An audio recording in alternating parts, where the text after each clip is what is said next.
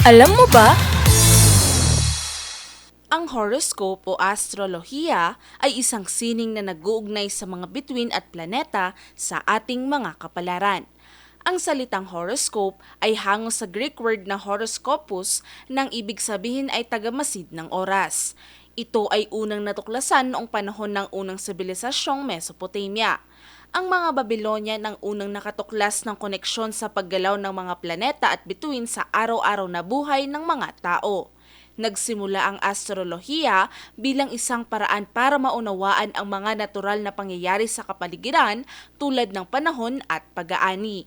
Kalaunan, naging bahagi ito ng prediksyon hindi lamang para sa mga leader o hari, kundi para na rin sa mga ordinaryong tao. Gumamit sila ng celestial charts para tukuyin ang paggalaw ng mga planeta at kung paano ito makakaapekto sa kalikasan at sa buhay ng tao. Nang maipasa-pasa sa Griego ang kaalaman patungkol sa astrolohiya, dito na umusbong ang mga sikat na pilosopiya gaya na lamang ng mga akda ni Plato at Aristotle. Di kalaunan, pinagtibay ng mga Romano ang sistema at ipinakilala ang zodiac signs na siyang ginagamit pa rin hanggang ngayon. Gaya ng zodiac signs, alam nyo ba na ang horoscope ay nabubuo sa pamamagitan ng pagbabase sa iyong kapanganakan?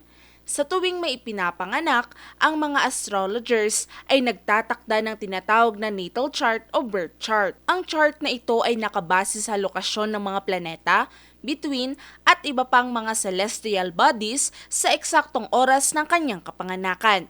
Mayroong 12 zodiac signs na nakabatay sa pagkakaiba ng mga bituin sa langit. At bawat signs ay may iba't ibang katangian at ugali na tila sumasalamin sa kapalaran ng mga tao. Hanggang ngayon, patuloy na pinaniniwalaan ng marami ang horoscope. Marami sa ating mga Pilipino ang regular na tumitingin sa mga pahayagan o mga mobile apps upang malaman ang kanilang daily horoscope. Dahil naniniwalang ilan na ito ay ang nagtatakda ng kanilang mga desisyon sa pag-ibig, career, financial goals at ang pang-araw-araw na swerte.